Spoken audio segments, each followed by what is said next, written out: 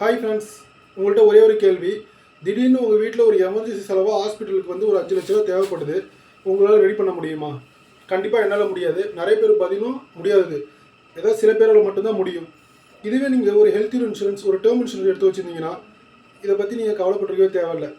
என்னடா இவங்க இன்சூரன்ஸ் பற்றி பேசுகிறோன்னு நினைக்காதீங்க. கண்டிப்பாக நம்ம வாழ்க்கையில் எல்லாருடைய குடும்பத்துலேயும் இது இருக்கணும். ஏன்னா நான் என்னுடைய அனுபவத்தில் சொல்கிறேன். ஒரு சின்ன கதை சொல்கிறேன், அதில் நீங்கள் புரிஞ்சுப்பீங்க. ஒரு மிடில் கிளாஸ் ஃபேமிலி, அதில் ஒருத்தர் வந்து கம்பெனிக்கு வேலைக்கு போகிறாரு. அவர் வாங்குகிற சம்பளத்தை வச்சு தான் அவங்க குடும்பத்தை ரன் பண்ணணும். இப்போ இருக்க சுச்சுவேஷனில் ஒரு 30,000 வச்சுங்க.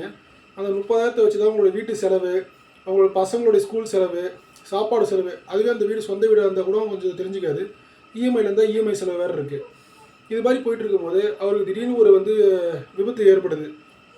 டெய்லி போயிட்டுருக்கோம் நம்ம பைக்கில், கண்டிப்பாக இது நடக்காமல் இருக்காது. அப்படி நடக்கும்போது ஹாஸ்பிட்டலில் சேர்க்குறாங்க. ஹாஸ்பிட்டலேருந்து ஒரு 5 லட்ச ரூபா அவருக்கு ஒரு மெடிக்கல் தேவைப்படுது அப்படின்னு சொல்லும்போது நம்ம என்ன பண்ண முடியும்?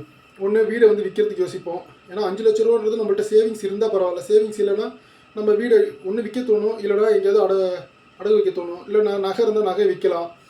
இல்லை சேவிங்ஸ் நம்மள்ட்ட கண்டிப்பாக இல்லைன்றது பட்சத்தில் சொல்கிறேன். இதெல்லாம் பண்ணும்போது இல்லை வெளியே கூட கடன் வாங்கலாம். ஆனால் வெளியே கடன் வாங்கினா வட்டி ஏறும்.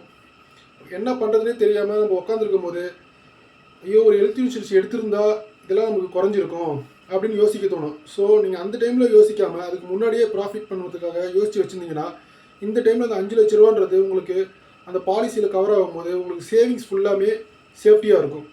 இதுவே டெத் ஆகிட்டாங்க, அது மாதிரி டேர்ம் இன்சூரன்ஸ் வச்சிங்கன்னா அதில் ஒரு பல்க் அமௌண்ட் வரும். அந்த அமௌண்ட்டை வச்சு கூட உங்களோட பசங்களுடைய ஃப்யூச்சரு, உங்கள் ஃப்யூச்சர் நார்மலாக ரன் பண்ணுறதுக்கு யூஸ்ஃபுல்லாக இருக்கும். அவர் இறந்துட்டாருக்கு கொஞ்சம் கஷ்டமாக தான் இருக்கும். பட் அந்த இன்சூரன்ஸ் இருக்கும்போது உங்களுக்கு ஒரு சேஃப்டி தானே. நம்ம டெய்லி யூஸ் பண்ணுற அந்த மொபைலுக்கு ஒரு 500, சில பேர்லாம் 1000 போட்டு கவர் வாங்குறாங்க, ஏன்னா அது உடஞ்சிடக்கூடாதுன்ட்டு. அப்போ அதை யூஸ் பண்ணுற நமக்கு ஒரு இன்சூரன்ஸ் இல்லைன்னா ஏன் அப்படின்னு யோசிங்க மஸ்ட்டு.